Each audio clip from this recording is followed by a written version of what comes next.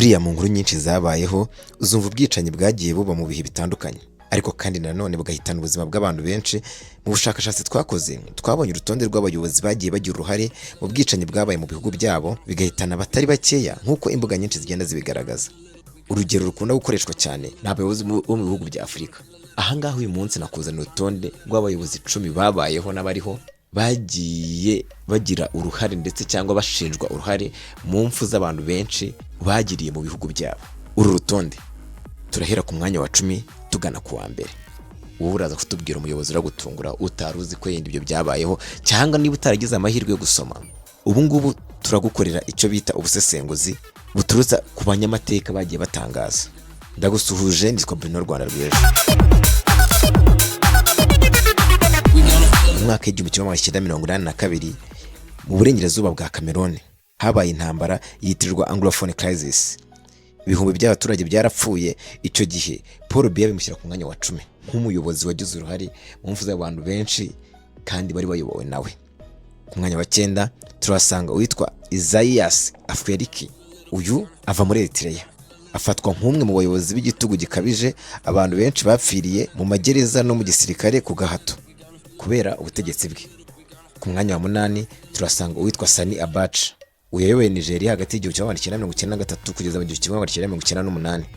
Uyu nawe urutonde ruzaho ashinjwa ubwicanyi bwa politike, gufunga no kwica abatavuga rumwe nawe, n'ibihumbi byinshi byagiye bipfa ku ngoma yiwe, abazira inzara ndetse n'abazira ihohoterwa ryagendaga rikorwa na bamwe mu bo yabaga yahaye inshingano. Ku mwanya wa 7 kandi turasanga uwitwa Yakubu Gowon. Nawe ni muri Nigeria hagati y'1965 kugeza 1975. Uyu nguyu yashinjwa abantu barenga miliyoni bapfuye cyane cyane bishwe n'inzara n'intambara mu cyitwaga intambara ya Biafra. Intambara ya Biafra yabaye ku ngoma y'uwitwa Yakubu. Iki gihe abantu barahatikiriye barapfa biratinda.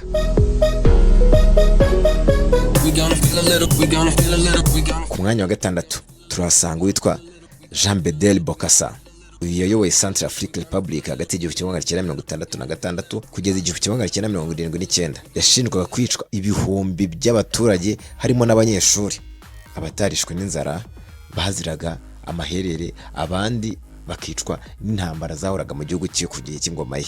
Nanone kandi urutonde turasanga witwa Hissène Habré. Uyoboye Chad hagati y'1982 kugeza 1990. Abantu ibihumbi 40 byarishwe, ibindi bihumbi bikorerwa iyicarubozo. Yaje no guhamwa n'urukiko mpuzamahanga ibyaha. Ku butegetsi bwe abantu benshi barapfuye, abandi barahatikirira nyine. Undi muntu rero nawe twasanze kuri rutonde benshi byanabatunguye yitwa Muammar Gaddafi. Uyayoboye Libya kuva hagati y'1969 kugeza mu mwaka w'2011. Ubutegetsi bwe bwaranzwe no gushaka icyateza imbere Libya, ariko nanone hagati aho burangwa no kwica utavuga rumwe nawe uko yabaga ameze kose, ku buryo n'igihe cyo gushaka kumukuraho muri iyo ntambara haguye abaturage benshi, ibihumbi byinshi by'abaturage byarishwe. Ku mwanya wa 3 turasanga umugabo bita Mengistu Haile Mariam. Uyu nguyu yayoboye Ethiopia hagati y'1977 kugeza 1991.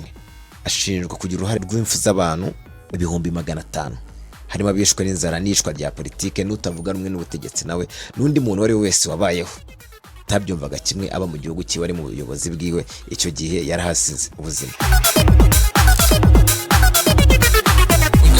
None kandi kuri rutonde twasanzeho uwitwa Omar al-Bashir. Uyoboye Sudani kuva mu 1989 kugeza mu 2019.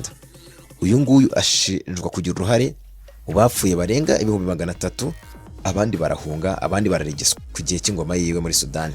Uyu nawe ashyirwa mu rutonde rw'abayobozi babayeho bagize uruhare rw'abantu benshi bapfuye ku ngoma yabo babigize mu ruhare.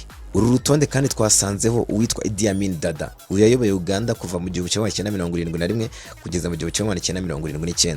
Ashinjwa kugira uruhare mu mfu z'abantu barenganywa hagati ya ibihumbi 300 n'ibihumbi 500. Yarazwi yicarubozo n'ubwicanyi bwa politike ndetse n'urugomo, bikaba bimushyira ku rutonde rwa bamwe mu bayobozi b'abanyagitugu ndetse babicanyi babayeho ku mugabane wa Afurika. Uru rutonde kandi rwakozwe n'imbuga za internet zigiye zitandukanye amakuru twakusanyije, abayobozi ibyo bagiye bashinjwa, ndetse abandi bagiye uruhare mu bihe bitandukanye mu mfu z'abantu benshi, kandi rukaba rwifashishije igihe umuntu abaga ari ku butegetsi abaturage bapfaga mu buryo bazira politike yiwe cyangwa bazira intambara ihora mu gihugu cyiwe cyangwa bazira inzara mu gihugu cyiwe.